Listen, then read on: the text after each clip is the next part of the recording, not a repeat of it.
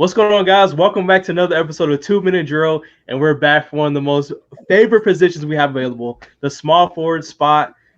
This is top 5 going into the 2024 season. So let's begin. I'm gonna start us off this time.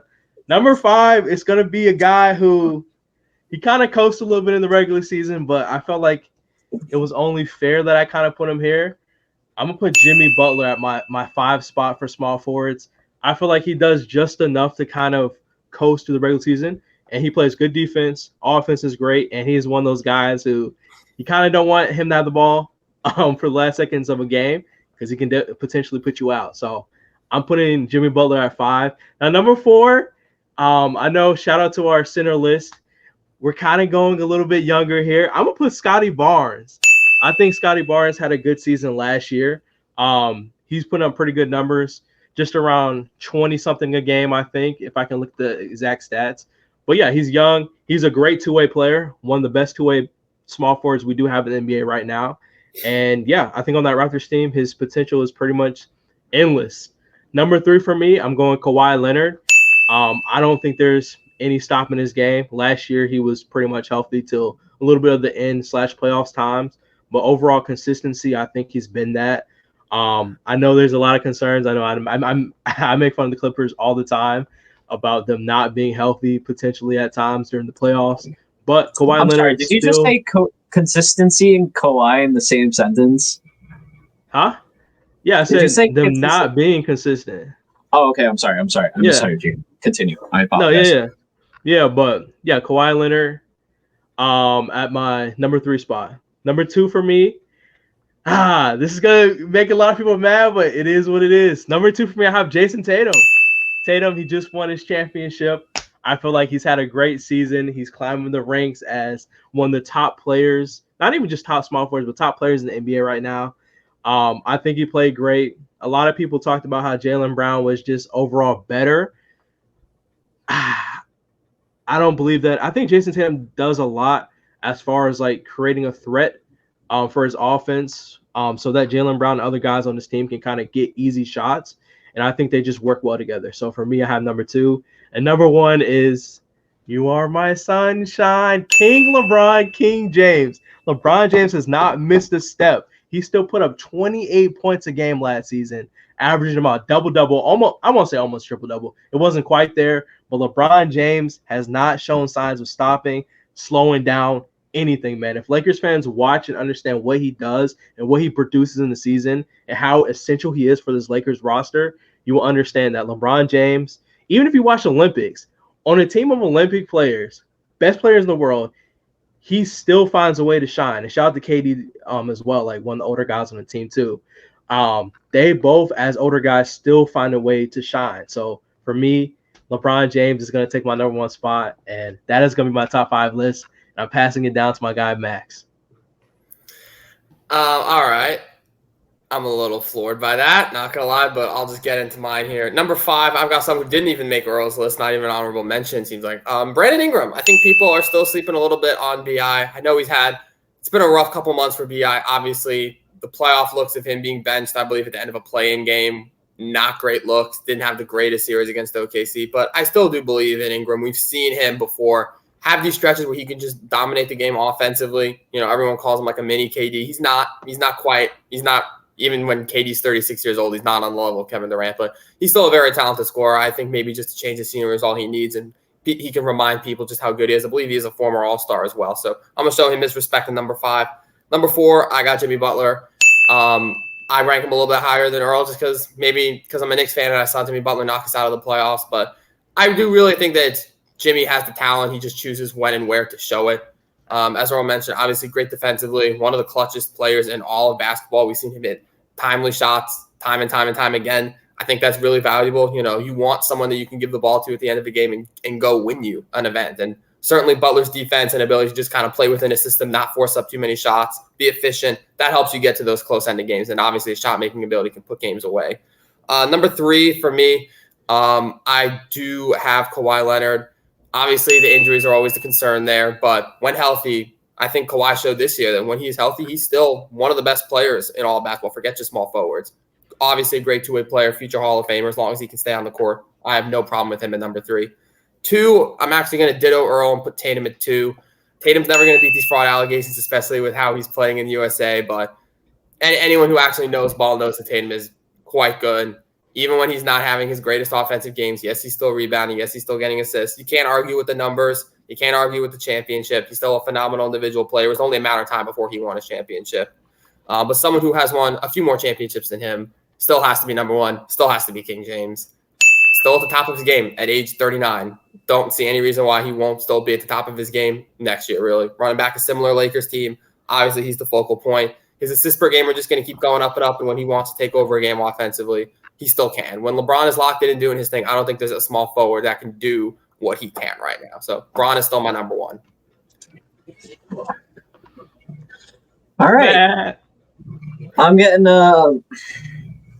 put on the spot here. It looks like I'm gonna be the only one not to include one of these guys on your list, or 2 of these guys for that matter. Maybe 2. Well, we'll see. There's one that shouldn't even be close to the list, but I digress. At number 5, Brandon Ingram. No. At number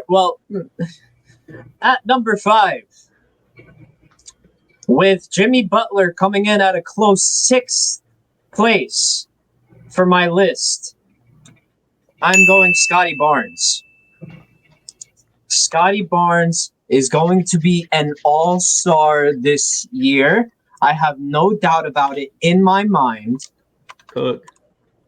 And this man, mark my words, this man, it'll be a really, really, really funny meme. Because I don't want to say it, but it's going to be a really funny meme when this man wins the championship over a lot of other people. It's just going to be funny. At number 4, I'm going with Kawhi Leonard. Listen, y'all. Listen, I know what y'all are thinking. I understand it. I get it. And I don't hate y'all for it. And matter of fact, I love y'all for it. But it highlights the point of availability, of consistency. And I mean, I think I said it all. It's really important to do that in basketball. And when you lose those 2 factors, I understand you're just as dominant. You're good, but you're not affecting any winning. We saw for the past, I want to say 3 to 4 years, Kawhi Leonard constantly getting injured, Paul George trying to carry this Clippers squad on his back, and then ultimately failing because they don't have enough. I'm sorry, y'all. If Kawhi is going to be out most of the season like he has been for the past 3 to 4 years, which I'm sorry, I'm using the same exact logic I used with Anthony Davis that one time, Earl. He's lucky he's getting number 4 and number 5. At number 3, I'm going Jason Tatum. Oh, no. I'm sorry. I messed up. We're going even bigger. OG Anunoby. OG Anunoby has the best plus minus in the NBA. There's no doubt about it. And this man is going to be the best offensive and defensive player on the Knicks this year. He's got a contract to prove, and he's going to prove it. Defense matters on this squad so much. It was almost a necessity that the Knicks needed to pay him $212 million to join the squad. His defense is impeccable, and his offense, it's only going to go up from here. We're going OG Anunoby for number 3. And number 2, Jason Tatum. I'm not going to give him any words. I don't like him that much. And number 1. This is pretty obvious. The king. I don't know. King of all kings, the man, the myth, the legend. Kevin Durant. No, I'm joking. LeBron James. Wow.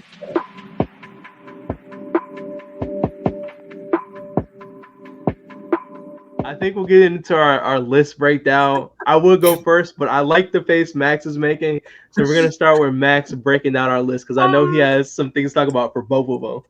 I'm not even gonna talk about OG Anunoby. Forget that. There's no word for that. I'm more so just gonna focus on how you two are gassing the absolute heck out of Scotty Barnes for like no real reason. Like, no real reason. I get that he's like I don't know when everyone just anointed Scotty Barnes as like the next MJ, but like he's a fine player and like sure he's the best player on that Raptors team.